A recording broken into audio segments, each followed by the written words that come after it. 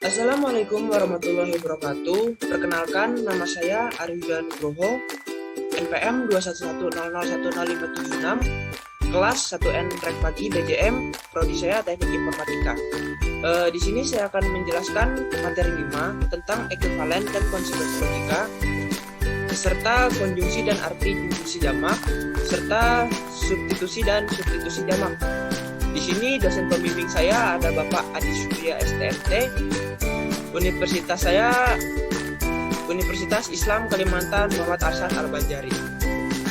Daftar isinya ekuivalen dan konsekuensi logika, yang kedua konjungsi dan arti konjungsi jamak, yang ketiga substitusi dan substitusi jamak. Lanjut ke pengertian ekuivalen logika. Ekuivalen adalah dua atau lebih pernyataan majemuk yang memiliki nilai kebenaran yang sama. Dua kalimat disebut ekuivalen secara logika bila dan hanya bila keduanya mempunyai nilai kebenaran yang sama untuk semua substitusi nilai kebenaran masing-masing kalimat penyusunnya.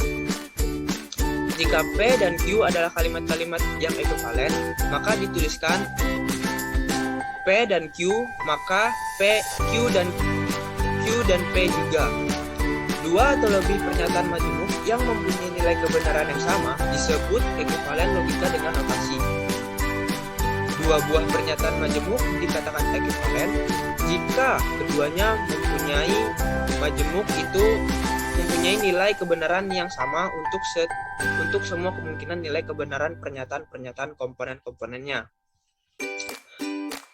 Pengertian konsekuensi logika sering dianggap suatu konsep paling dasar dalam logika adalah hubungan antara suatu kalimat atau proposisi dan kalimat lain proposisi.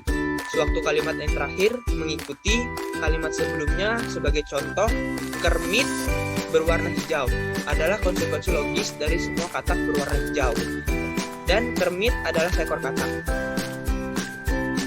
Suatu hubungan konsekuensi logis yang terverifikasi dengan formal atau dikarakterisasikan dengan teori model teori pembuktian. Atau keduanya, konsekuensi logis dapat pula diekspresikan sebagai suatu fungsi dari himpunan kalimat terhadap himpunan kalimat lain. Formulasi taksi atau sebagai hubungan antara dua himpunan kalimat, logika simpulan jamak. Selanjutnya ada konjungsi. Konjungsi adalah pernyataan majemuk dengan kata hubung dan, sehingga notasi P dan Q dibaca P dan Q. Tabel nilai kebenaran konjungsi. Dari tabel di samping kita dapat melihat bahwa konjungsi hanya akan benar jika keduanya pernyataan P dan Q benar. Contoh P. 3 adalah bilangan kalimat pernyataan yang memiliki benar. Q adalah bilangan ganjil pernyataan bernilai benar. P dan Q, 3 adalah bilangan prima dan bilangan ganjil pernyataan bernilai benar. Selanjutnya ada disjungsi. Disjungsi adalah pernyataan majemuk dengan kata hubung atau, sehingga notasi P atau Q dibaca P atau Q. Tabel nilai kebenaran disjungsi. Jika kita lihat pada tabel kebenaran, disjungsi hanya salah jika keduanya pernyataan P dan Q salah. Contoh, paus adalah mamalia, pernyataan bernilai benar. Yang kedua, paus adalah herbivora, pernyataan bernilai salah.